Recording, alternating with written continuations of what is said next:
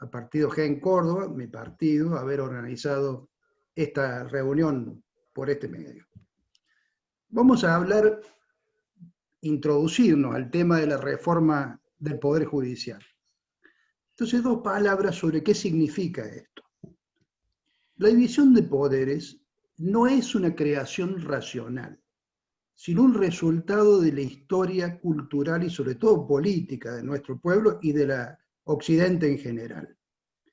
Su razón de ser fue precisamente evitar que el monarca siguiera, digamos, reuniendo todo el poder en su persona y dividirlo de tal manera que se garantizase espacios de libertad que se contrapesa. Montesquieu, no por casualidad, era francés, porque se inspiró en Inglaterra, que tenía un sistema de dos poderes y no tres. Bueno, esto vino como consecuencia, y esto es muy interesante, de la desconfianza de la cultura francesa sobre los jueces. Como ustedes conocen, la monarquía francesa era la insignia del absolutismo, y los jueces los designaba el monarca y obedecían sus órdenes de tal manera que allí eran un brazo del absolutismo. Al dividirlo del monarca, este era el objetivo inicial, era despegar del absolutismo la función judicial. Inglaterra fue otra situación, que no es el caso hoy en este breve tiempo que nos ocupemos.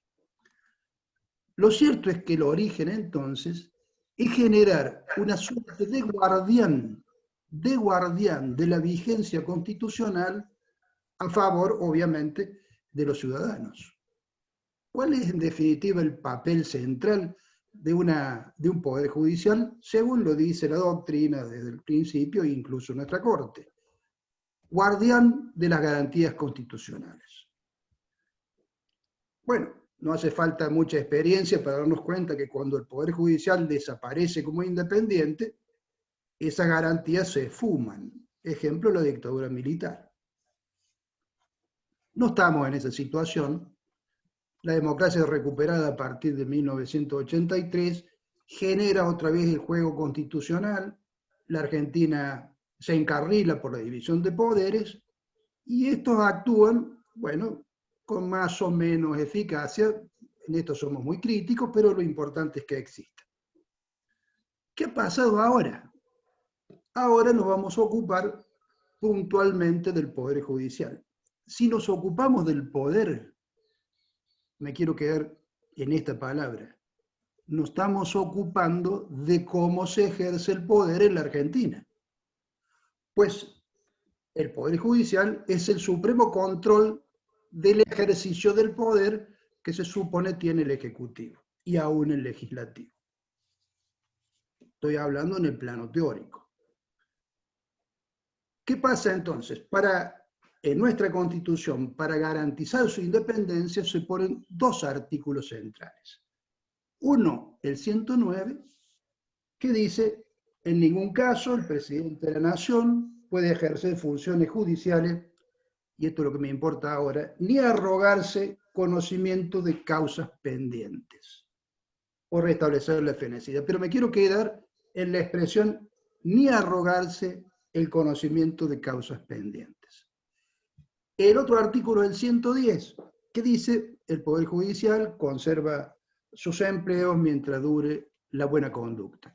Lo que se trata, obviamente, es de que tengan estabilidad, porque son un organismo de control establecido por la autoridad constitucional que debe vigilar el fiel cumplimiento de las garantías constitucionales. Este articulito de la estabilidad comprende, de acuerdo a la propia Corte y por las acordadas de la propia Corte en Argentina, la posibilidad de no ser trasladado, sino con el mero consentimiento de cada uno de los beneficiarios. Con esto te diría que en este pequeños norma se replica, por cierto, la conducta que tiene la Constitución de los Estados Unidos, de la cual en esta, la nuestra, se refleja. Bien, sobre este marco vamos a ver cómo se desarrolla esta ley y que yo he anotado rápidamente algunas características. Empiezo por un brevísimo análisis del mensaje que acompaña el articulado de esta ley. Empieza expresando una suerte de historia de cómo era la Corte, 5 miembros, cómo se fue modificando el sistema del código o barrio, obviamente del procedimiento escrito en lo penal, la recepción del procedimiento oral, en fin, todos estos cambios que son propios del año 90, y va continuando con ello, se detiene en el proceso de la llamada mayoría automática, que era originariamente la Corte de Menem, y que fue sometida a juicio político por el primer Kirchner, que lo destituyó, entre otras causas, por interpretación equivocada de los fallos y de la interpretación de las normas constitucionales, lo cual sería otra discusión. Lo cierto es que hasta ahí llegamos, pero luego, después, y esto es lo que anoté, habla de las críticas que tuvieron los jueces de la servilleta. Los jueces de la servilleta es un famoso dicho que depende del año, de la década del 90, y hacía alusión a una entrevista donde Corach habría, entonces ministro del Interior, habría formulado a algunos candidatos a ejercer la magistratura, anotando sus nombres en una servilleta. Pero esto hace más de 20 años. Más de 20 años donde los cuales transcurrieron el gobierno del primer Kirchner, el primer gobierno de Cristina y el segundo gobierno de Cristina.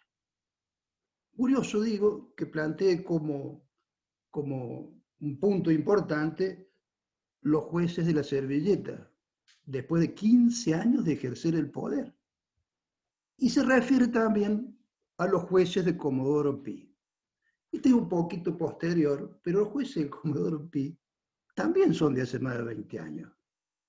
Precisamente, los jueces de la servilleta eran para ir a Comodoro Pi. O sea que la alusión histórica pareciera un descubrimiento tardío, y yo diría sumamente tardío porque pasaron 3 presidencias antes de Fernández, que aparentemente los jueces de la servilleta no eran tales. Bueno, termina la historia aludiendo al nuevo Código de Procedimiento Penal de la Nación, que está suspendido por un decreto de necesidad y urgencia del gobierno de Macri en el año 2015. Es decir, hasta aquí sería el contexto. Pero luego de este contexto viene lo que yo creo que es el núcleo por el cual se debe interpretar este proyecto de ley. Dice que el gobierno anterior implica un retroceso en la actividad judicial por, entre otras cosas, la intromisión de las actividades de inteligencia, la AFIP. Punto aquí. Yo, para citar simplemente algún hecho histórico, me tocó ser diputado de la Nación en principio de la década del 90. ¿Se acuerdan el Doma Gate? Bueno, en ese momento ejercíamos nosotros como diputados de la Nación y les puedo asegurar que la intromisión de la AFIP era absoluta. Estoy hablando del año 90. Como ustedes conocen, han pasado en este caso 30 años. De tal manera que esto de la intromisión de la AFIP parece ser, al menos, que no es una deformación actual. Sigamos. También habla de la actividad de la UIF y de la OA, la Oficina Anticorrupción. La Oficina Anticorrupción y la UIF fue creada a partir del 2011, a raíz de los acuerdos del Gafi, y tiene posibilidades de intervenir como querellante en los juicios penales que tengan vinculación con lavado de dinero, terrorismo, etcétera, etcétera. Y obviamente la Oficina Anticorrupción cuando se trata de funcionarios nacionales. Lo curioso es que dicen, textual la ley, privilegiaron intervenir en causas penales contra los opositores. Mire, desde que yo estudiaba hace muchos años como alumno de la Facultad de Derecho, las causas políticas tienen algo que ver con el Estado. Pero las causas que conocemos hasta ahora, por lo menos la que hace alusión, han tenido un desarrollo donde se tratan de delitos comunes. En ninguno se está planteando reformas del Estado, garantías o atentados contra la libertad, etcétera, etcétera. En todos los casos se trata de delitos comunes, estafa, administración fraudulenta, etcétera. De tal manera que esto de los opositores, bueno, suena un poco raro. Pero sigamos, porque acá hay una coma y dice, obteniendo cautelares en contra del principio de inocencia y defensa en juicio. Esto me hace acordar a un alegato defensivo de un abogado que está en audiencia, que se plantea una nulidad frente a un tribunal penal sosteniendo que su pupilo, su defendido, no puede ser o existe un vicio de procedimiento porque se ha violentado el principio o el debido proceso. En este caso se invoca el principio de inocencia y la defensa en juicio. Lo curioso es que esto lo firma el presidente e implica, lo que he leído, perfectamente arrogarse el conocimiento de causas pendientes. Porque no está hablando en el aire, está diciendo que las causas después del 2015 fueron instrumentadas por el Poder Judicial, por la UIF, por la Oficina Anticorrupción, contra los opositores u obteniendo cautelares en contra de la inocencia y defensa en juicio, lo cual es claramente un argumento defensivo en las causas que están en trámite, efectuados por el presidente de la Nación en un mensaje de una ley que va a tratar el Congreso de la Nación. Mi criterio, clarísima violación al artículo 109 de la Constitución de la Nación. Pero bueno, esto, por cierto, no termina allí. Porque luego hace la propuesta. De la lectura de la ley, lo central es el capítulo que se refiere a la reforma penal de la Ciudad de Buenos Aires, en lo que es materia de la justicia nacional. Y se tiende a unificar el fuero criminal y correccional con el penal económico, creando un fuero penal federal. Hasta allí, o si habláramos de solamente eso, yo diría que puede ser opinable. Los técnicos en derecho pueden sumar más o menos críticas, pero cuando empieza a hablar, fíjense, dice para tener en cuenta que se trata de un fuero politizado.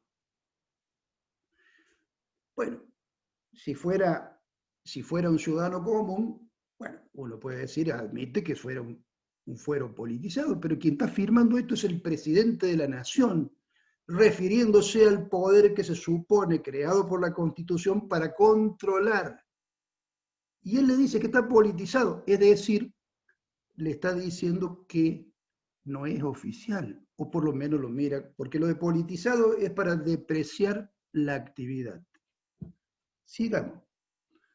Cuando sigue hablando de las cosas para tener en cuenta, establece una suerte de código de ética donde deberían, refiriéndose a evaluar por el Consejo de la Magistratura, el Tribunal de Enjuiciamiento, una serie de acciones, en este caso puntual se refiere para acceder al cargo de jueces sustitutos, que lo prohíbe para los morosos, bueno, para los que en definitiva, digamos, trata de hablar de la justicia pendular acá.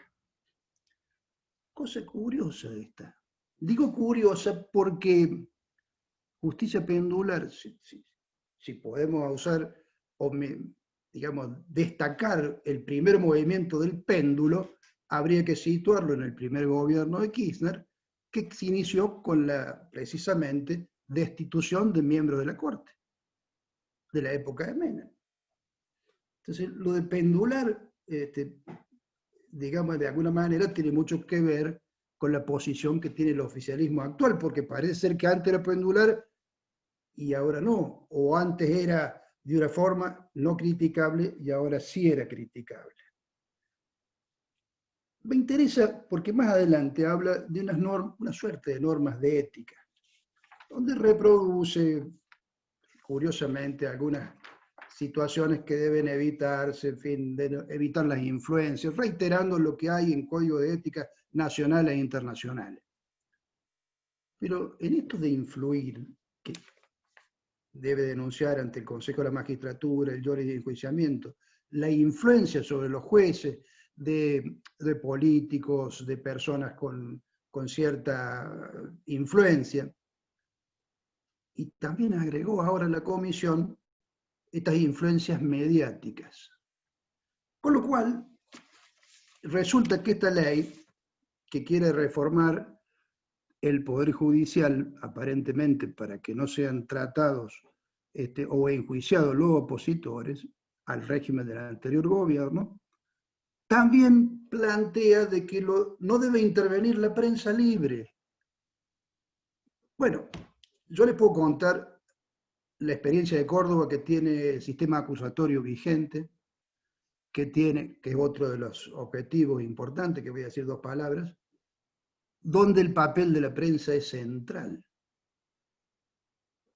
Les puedo decir que el papel de la prensa es tan importante que en muchos casos ha conseguido que se muevan causas que, de no haber sido por la intervención de la prensa, no hubiera ocurrido nada. Pero cuando se trata, y esto es lo que más me interesa, de que quienes sean enjuiciados sean nada más ni nada menos que funcionarios del país, de la nación, del Estado, el papel de la prensa es fundamental, porque ellos están administrando los bienes de todos los ciudadanos.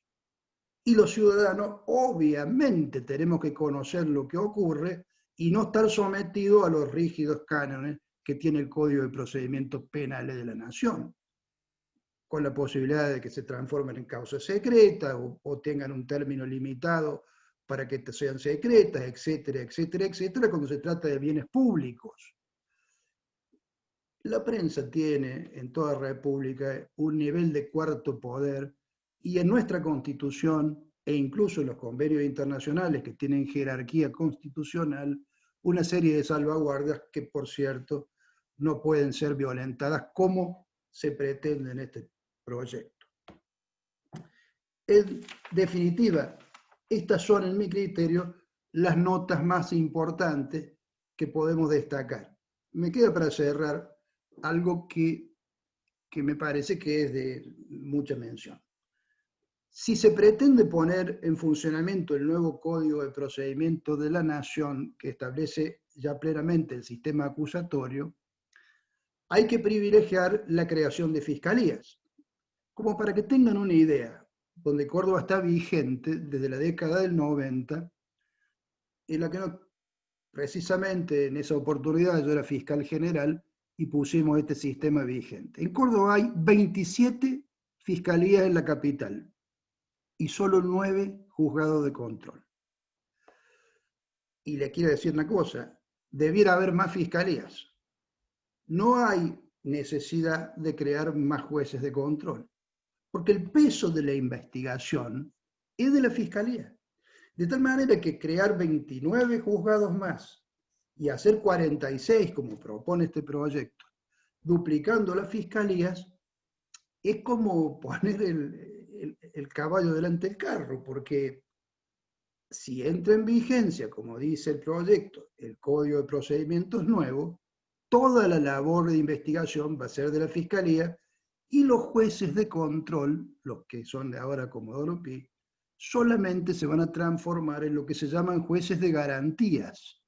Es decir, van a ser los encargados de vigilar el cumplimiento de las garantías constitucionales que eventualmente puedan infringir los fiscales de instrucción.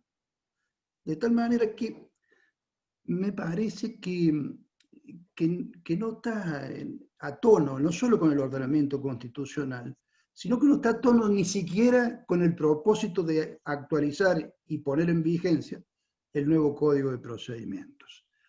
Además de que si tuviésemos un análisis teórico, como pretendemos, que todo análisis en materia de esta naturaleza no puede ser separado de su contexto, no podemos ignorar que este proyecto no está solito, sino que viene unido con una iniciativa de modificar la Corte, de modificar el Ministerio Público, de modificar el Consejo de la Magistratura, y que para ello se han constituido comisiones donde precisamente forman parte el abogado de la señora vicepresidenta, que debe responder a varios juicios que están en trámite, muchos de ellos en condiciones de elevarse o de realizarse las audiencias del debate.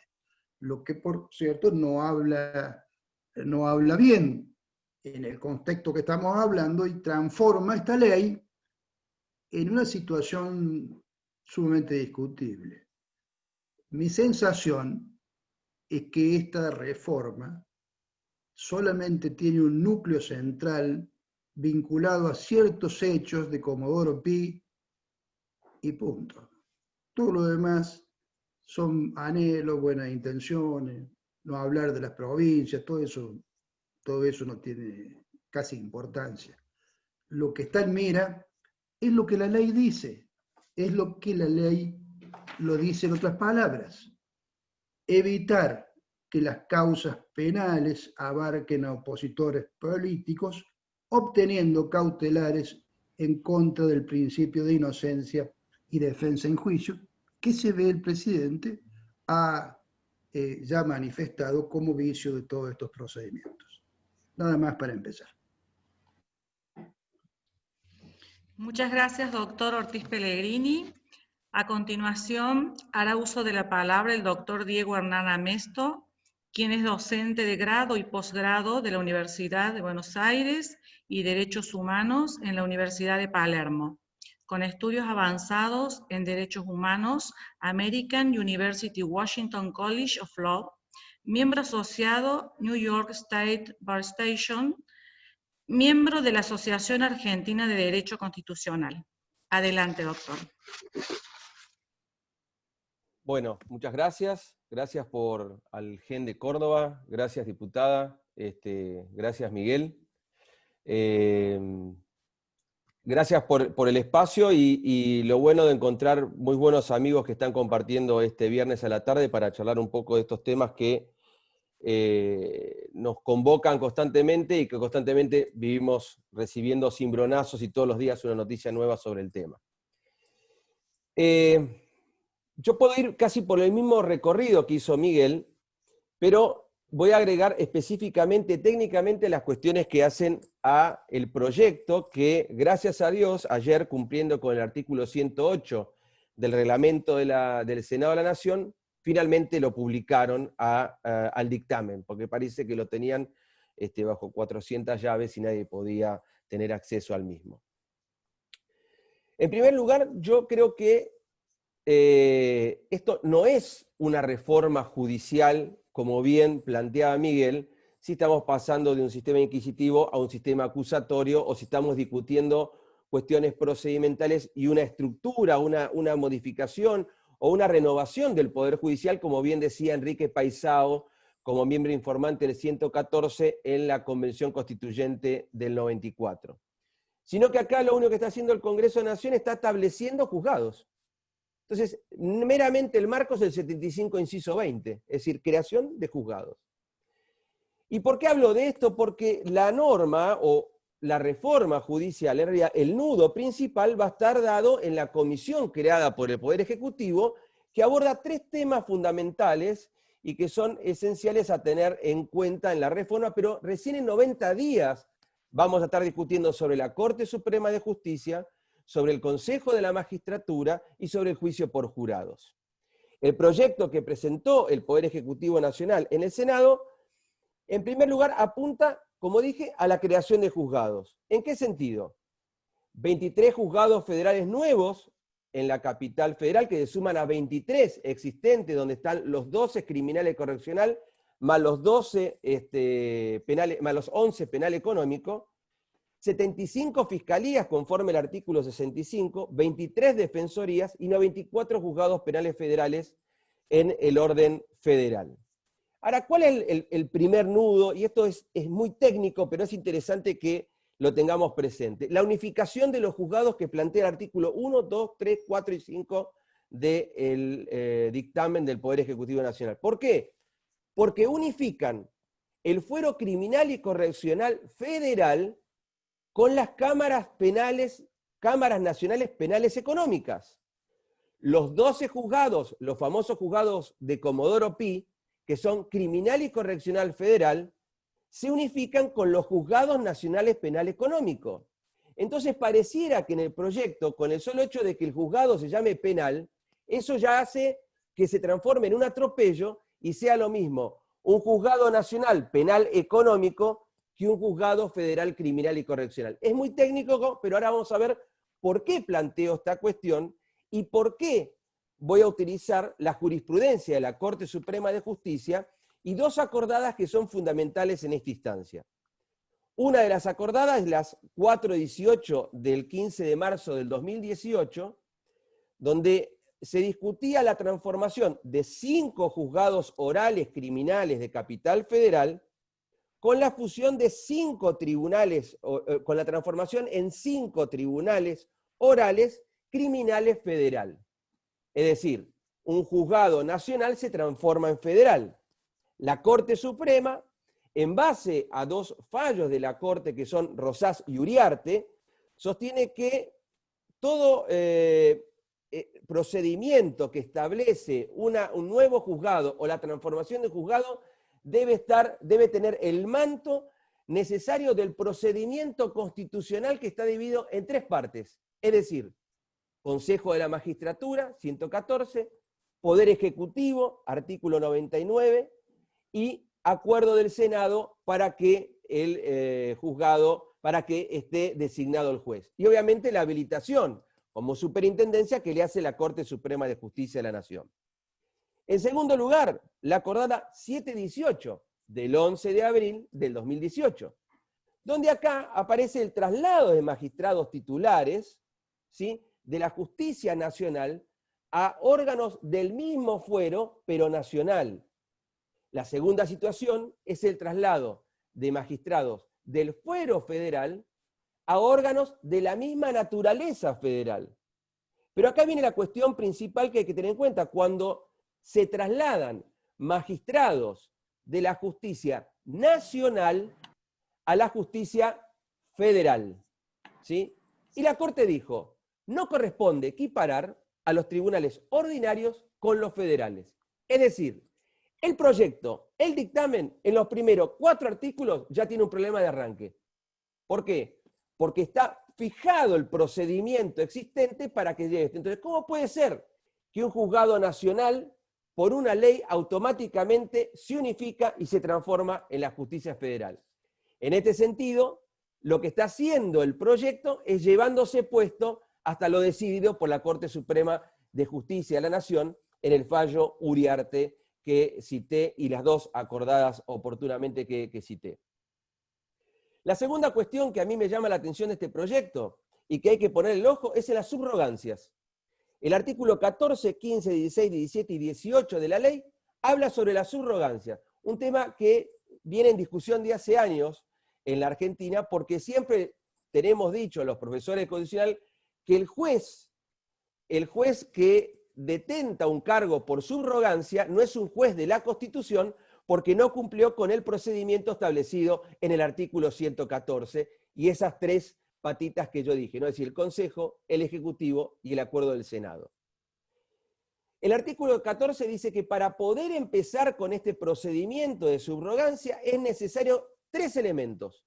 1, partida presupuestaria, otra gran discusión que tiene este proyecto. Segundo, el trámite del concurso en el Consejo de la Magistratura para cubrir la vacante. Tercero, el procedimiento para designar los jueces. ¿Y cómo se designan estos jueces? Y acá vuelvo a lo que dije, previamente en cuanto no corresponde equiparar a los tribunales ordinarios con los federales. El artículo 15 establece que la Cámara Nacional, y vuelvo a reiterar, la Cámara Nacional de Casación en lo criminal y correccional, elaborará y remitirá al Consejo de la Magistratura una lista con los magistrados de dicho fuero, es decir, nacionales, que deseen subrogar estos juzgados que son denominados penal federal. Entonces, espero que lo vayan entendiendo. Es decir, es muy técnico, pero lo voy a explicar con mi vida diaria. Yo, por mi nena que juega al hockey, soy juez de hockey. ¿Yo podría ser juez de fútbol? Es imposible que yo pueda dirigir un partido de fútbol, porque las reglas del hockey, por más que yo sea juez, ¿sí?, no son las mismas que el fútbol. Y acá pasa lo mismo. Es el mismo ejemplo, es decir, ¿cómo yo puedo pasar a un juez nacional, criminal y correccional, penal económico, y automáticamente que se transforme en un juez federal conforme el criminal y correccional que está actualmente en Comodoro Pi? Segunda cuestión que hace el procedimiento de las subrogancias. El Consejo de la Magistratura procederá en un plazo de 30 días de su recepción a remitir la lista que se ha establecido. ¿Para qué? Para que la Corte Suprema de Justicia, como superintendencia, habilite estos juzgados. Con un aditamento más, la subrogancia puede durar 1 año y ser prorrogada durante 6 meses. Crítica que hago es las acordadas que cité en el comienzo de la exposición, donde sostengo que no se puede nunca equiparar un juez nacional a un juez federal, porque no son de la misma naturaleza y que tienen que tener la misma jerarquía.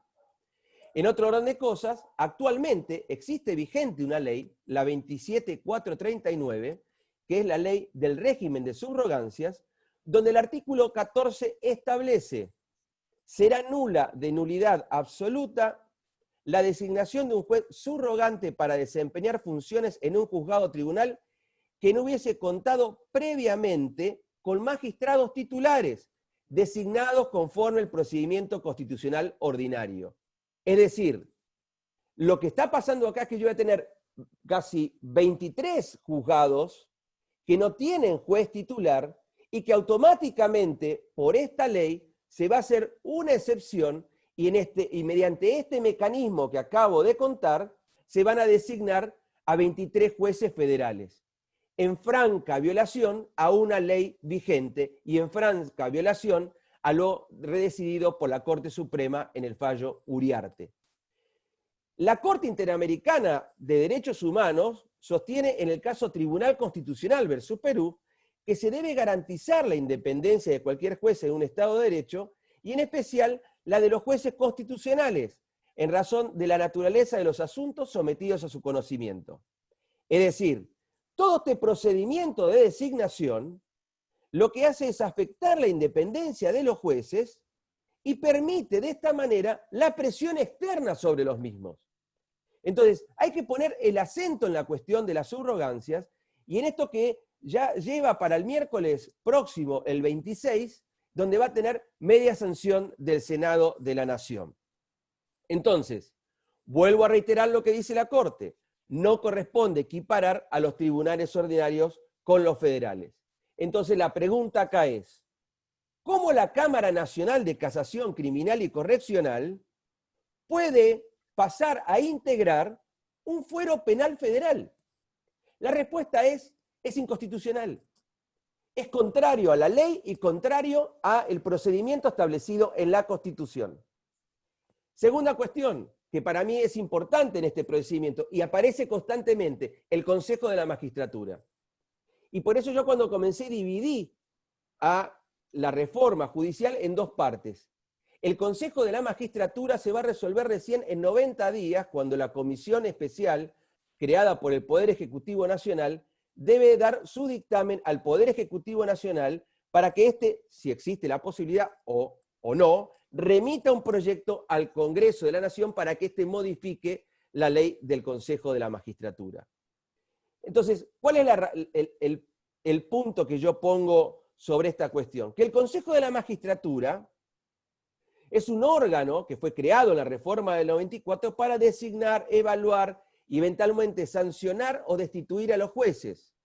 Es un órgano que integra el sistema constitucional y tiene un diseño institucional en el artículo 114.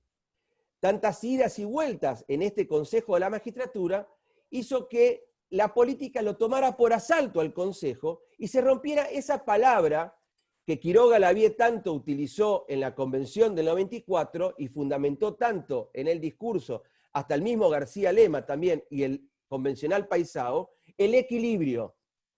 Y el senador Yoma, cuando se sanciona la ley 24.937, allá por el año 96, decía que lo que procuró esa ley es mantener el equilibrio y que ningún sector predomine por el otro. En la primer conformación del Consejo de la Magistratura eran 19. Al poco tiempo se modifica y se pasa a 20. Pero en el 2006, todos deben de recordar, la senadora Fernández de Kirchner modificó la ley del Consejo de la Magistratura bajo el argumento que era un órgano muy burocrático. Y decidió bajarlo a 13. Pero en la conformación actual, esos 13, automáticamente todos sabemos que se rompió el equilibrio. Hay un fallo de la Cámara Contencioso que declaró inconstitucional la modificación de esa ley, que es Colegio de la Ciudad Autónoma de Buenos Aires, donde está esperando la resolución por parte de la Corte Suprema de Justicia de la Nación. Como repaso, entonces, varias cuestiones a tener en cuenta sobre esta posible modificación de los juzgados federales, y se trata más de unificación y subrogancias para responder a una coyuntura que es simplemente este momento. Los juzgados federales no pueden ser, el juzgado que es federal nunca puede ser nacional, como el nacional nunca puede ser federal. Entonces, lo principal acá a tener en cuenta es que en el mecanismo que crearon, el Consejo de la Magistratura, en este plazo, porque son 30 días, va a tener el plazo para designar todos esos jueces. Y va a conformar con la Cámara Nacional Criminal, y automáticamente esos jueces subrogantes van a pasar a ser jueces federales, bajo un procedimiento que claramente desvía lo establecido, no solo por la Corte Interamericana de Derechos Humanos en su jurisprudencia, sino también por lo establecido por la jurisprudencia de nuestra Corte Suprema de Justicia de la Nación. Y con otro aditamento más de este proyecto, el artículo 72. El artículo 72 de este proyecto creó un título nuevo que se llama Reglas de Actuación, donde dice que los jueces federales deberán dar un estricto cumplimiento a las reglas de actuación. Y enumera alguna serie de actuaciones, pero lo que llama la atención es el inciso E y el inciso F. Fueron los que me llamaron la atención a mí, ¿no? Es decir, capaz que a otros le llama la atención a otros. Dice, comunicar en forma inmediata al Consejo de la Magistratura de la Nación cualquier intento de influencia en sus decisiones por parte de poderes políticos, económicos o mediáticos, miembros del Poder Judicial, Ejecutivo, Legislativo, amistades o grupo de presión de cualquier índole, y solicitar las medidas necesarias para su resguardo. Es decir, es una redundancia porque actualmente el artículo 256 del Código Penal, el título Cohecho y tráfico de influencias, en el segundo párrafo dice: si aquella conducta estuviera destinada a hacer valer indebidamente una influencia entre un magistrado del Poder Judicial o del Ministerio Público a fin de obtener la emisión, dictado, demora o emisión de un dictamen, resolución o fallo en asuntos sometidos a su competencia, recibirá una determinada pena. Es decir, claramente, este 72, inciso E, tiene la clara intención de atacar, en definitiva, a los medios de comunicación. Es decir, ataca sin ningún miramiento a la libertad de expresión y a la libertad de prensa.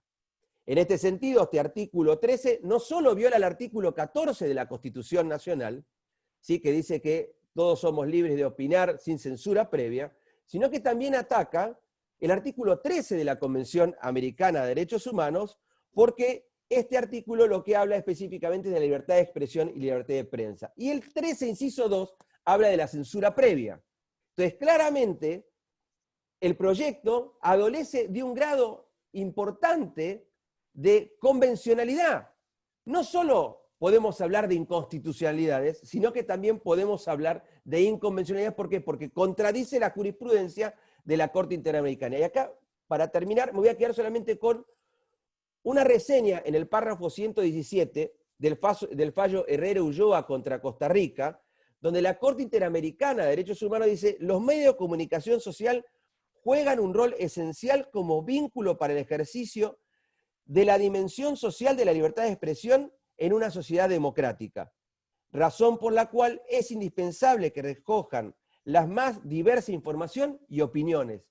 En definitiva, yo creo que lo que se quiere acá es silenciar al periodismo de investigación y permitir de esa manera que algunos jueces puedan denunciar y silenciar las voces distintas que pueden existir sobre determinados temas.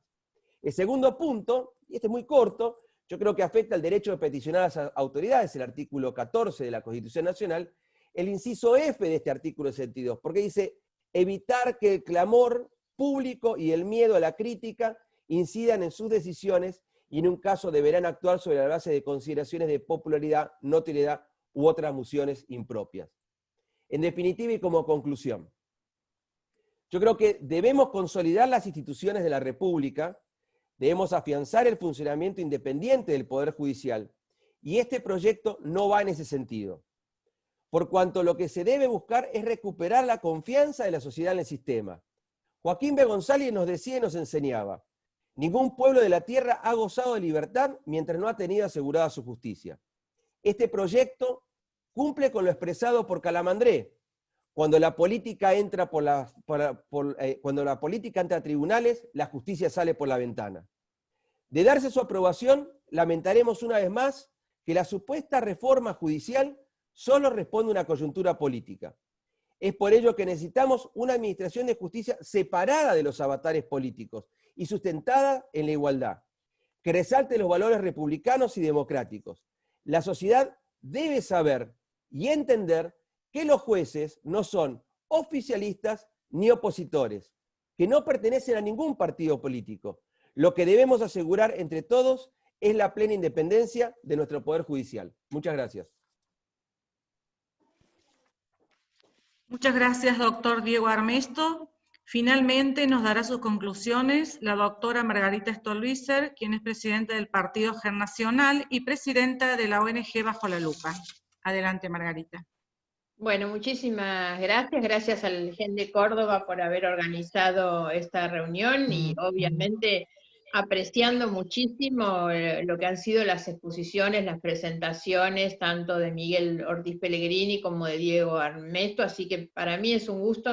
No me voy a extender demasiado en los comentarios porque creo que es importante dar lugar a las preguntas. Sí marcar primero, porque me pareció realmente impactante las dos presentaciones, porque nos han dado una mirada diferente, muy pero muy profunda, demostrando el nivel de estudio y análisis que han hecho del proyecto, del dictamen posterior.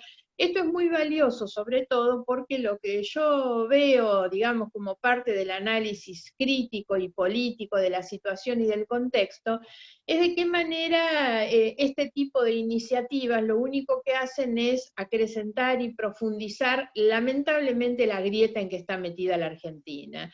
Y esto es así porque el gobierno avanza claramente atropellando para tratar de imponer un proyecto de estas características y eso naturalmente expulsa hacia el otro extremo. Y desde el otro extremo he escuchado muchas veces críticas de quienes las hacen incluso sin haber leído los proyectos, ¿no? Y por eso remarco que esto me ha parecido tremendamente serio, digamos, propio obviamente de un debate académico de altísimo nivel, por la mirada que los dos han dado como resultado de un estudio muy, muy minucioso del tema. No están hablando de cuestiones generalistas, sino que realmente hay un gran análisis. Y nos ayudan a incorporar perspectivas distintas y miradas distintas sobre el proyecto. Respecto de toda la presentación que hizo Miguel Ortiz Pellegrini, sobre todo lo que me llamó la atención, y cuando digo me llamó la atención es porque incluso son cuestiones que no hemos escuchado antes, ¿no? Y por eso me han parecido tan importantes y esclarecedoras. Cuando Miguel hace ese análisis minucioso del mensaje del presidente, y nos está dejando en evidencia las tremendas contradicciones que tiene el mensaje, en realidad yo vengo diciendo, porque muchas veces los medios muestran al presidente y sus contradicciones con lo que alguna vez dijo, y en realidad lo que está claro son las contradicciones que él tiene en simultáneo, digamos, las contradicciones que tiene entre lo que está diciendo y lo que está haciendo, por supuesto. Y Miguel pone de manifiesto un tema que para mí es clarísimo y muy, pero muy trascendente, cuando él dice de qué manera el presidente se arroga el conocimiento de causas pendientes cuando es algo que tiene absolutamente prohibido, vedado por la Constitución. Y además, al firmar ese mensaje, lo que hace el presidente es fijar una posición. Y esto es importante porque el proyecto de reforma, y de esto habló Diego también y me parece muy importante, no hay que leer solamente el proyecto. Hay que mirar con mucha claridad todo el contexto, en qué contexto se está pretendiendo llevar adelante esta reforma, cuáles han sido los antecedentes, y lo que marca Miguel es sin ninguna duda lo que ha sido la gestión del presidente, que aunque intenta vender una imagen de persona equilibrada y dialoguista, pero desde un comienzo él asumió esa posición y lo hace incluso parándose desde el lugar del profesor de Derecho Penal a decir no hay elementos en las causas penales, se abusa de las prisiones preventivas, se ha violado el principio de inocencia. Y como lo rescata Miguel Ortiz Pellegrini, que eso lo diga el mensaje del presidente elevando el proyecto es gravísimo, gravísimo.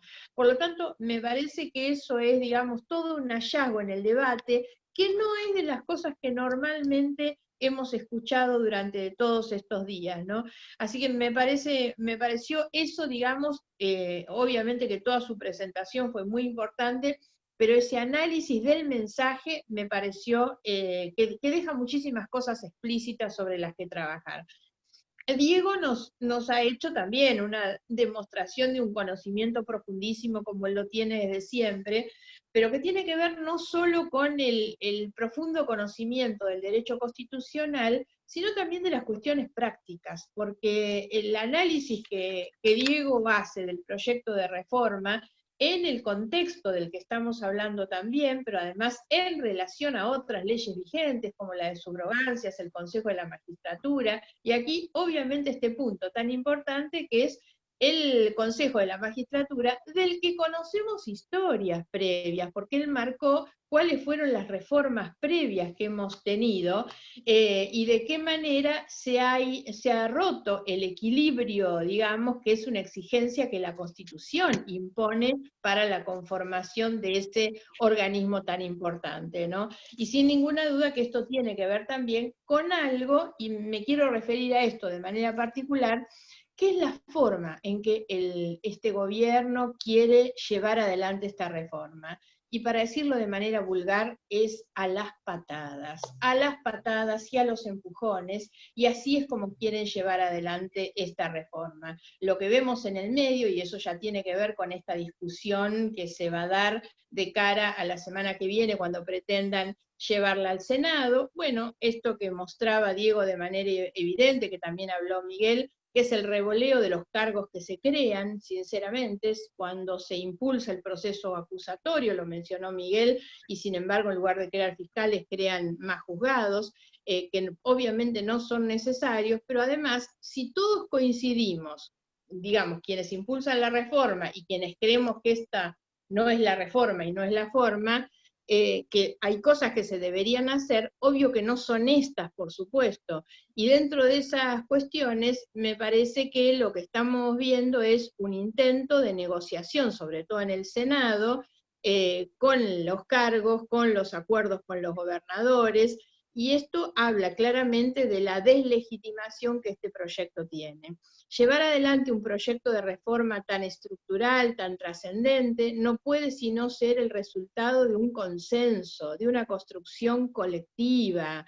Yo he cuestionado mucho la conformación de esa comisión, Por un lado, por supuesto, por los conflictos de intereses que tienen algunos de los miembros de esa comisión, particularmente el abogado de la vicepresidenta de la Nación, pero sobre todo la deslegitimación o la falta de legitimidad que tiene un consejo que no está integrado por los actores, digamos, los representantes de los sectores, de los ámbitos que tienen que llevar a cabo esa reforma. O sea, concretamente, las 11 personas son las 11 personas confiables para el presidente de la Nación, son los nominados como los notables del presidente de la Nación, pero en ninguno de los casos ellos representan a sus propios estamentos. Y ese consejo no tiene representación ni de los abogados, ni de los colegios, ni de las academias de derecho, ni de las universidades, y no tiene representación ni de los jueces, ni de los fiscales, ni de los defensores. Entonces, eso le hace perder. Recién mencionaba Diego también el tema del Consejo de la Magistratura, y esa es, obvio, otra de las cuestiones a tener en cuenta. Un consejo que va a opinar sobre el tema del Consejo de la Magistratura sin miembro del Consejo de la Magistratura. Pero yo creo que estos son los grandes disparates que tiene. Y después, en relación a algo que se mencionó, cuando el presidente hace el anuncio, el presidente dice en un momento, vamos a terminar con la intromisión del poder político sobre el poder judicial. Y este es el acto más grosero de intromisión. Es el Poder Ejecutivo que ha elaborado un proyecto de reforma, que es previo al Consejo Consultivo, entre 2, 3 funcionarios del Poder Ejecutivo, sobre la justicia sin haberlos escuchado, y es como que mañana la Corte arme un grupo de notables para evaluar cómo funciona el Poder Ejecutivo. Y Miguel estuvo muy bien al, digamos, contextualizar este debate en el sentido de la división de poderes, del Estado de Derecho. Sinceramente, y esto me ha parecido desde el gobierno anterior del kirchnerismo, ellos creen que las leyes son para la gilada, son para los otros. Ellos están por sobre las leyes, pueden darse el lujo de no cumplirlas. Pero bueno, finalmente cierro un poco reiterando esto. Nace muy mal este proyecto de reforma. No se puede llevar adelante esto sin haber construido consensos, con la intención de dividir el Parlamento como dividen a la sociedad. ¿Estás o sos enemigo del otro lado? Y así es como lo llevan a las patadas. Así van a llegar a la sesión del Senado de esta semana. Una reforma de este tipo es para que haya una comisión, un grupo de trabajo diverso, amplio, que trabaje 6 meses, 1 año, 2, para poder establecer un sistema distinto. Y una cuestión no menor, pero creo que además nosotros venimos planteando desde hace mucho tiempo que el funcionamiento del sistema de justicia adolece de muchas fallas que por supuesto deberían modificarse, que tienen que ver sobre todo con la lentitud o con la falta de eficacia de los proyectos, pero además la baja confiabilidad y la poca transparencia que tiene el funcionamiento. No es casual que 8 de cada 10 argentinos no confían en su sistema de justicia, y entonces a eso debería apuntar una reforma. Sin embargo, no se toca en ningún momento los privilegios que tienen los miembros de los estamentos del Poder Judicial. Me refiero concretamente a lo que se repite siempre, que no pagan impuesto a las ganancias, no tienen ningún sistema de evaluación de su gestión, porque con la inamovilidad de la Constitución, esto parece que no deben estar sometidos nunca absolutamente a nada, entre otros privilegios, por supuesto. Y sin embargo, esas cuestiones no se tocan, como no se toca la creación de otros fueros que serían importantes, la justicia ambiental. Hay una cantidad de cuestiones que se deberían estar haciendo y que no se están haciendo. Por lo tanto, esta es una reforma que, como se dijo claramente, apunta a un objetivo totalmente distinto al que se debería buscar. No hay un diagnóstico, no están definidos cuáles son los objetivos, y por lo tanto el objetivo, en el contexto en que se viene dando esta discusión, con un presidente que dice las causas contra la vicepresidenta no tienen elementos, la Oficina Anticorrupción retirándose de su rol de querellante, hay una cantidad de cuestiones que venimos observando, y por lo tanto la duda razonable que nos queda es pensar si esto no es para mejorarle la vida al ciudadano común, al laburante, al jubilado, a la docente, la verdad es que lo que se está buscando es mejorarle la vida a los poderosos, porque esos son los que tienen sus causas en el fuero federal penal. Y lo que se busca es eso, el único interés de la reforma es ese. Yo termino acá porque la verdad es que me ha parecido sumamente claro y amplio todo lo que han dicho tanto Miguel Ortiz Pellegrini como Diego Armesto, así que no tengo más que reiterarles el agradecimiento y si les parece y hay preguntas, sobre todo para que ellos contesten, Doris, te devuelvo entonces la coordinación de este evento. Muchas gracias.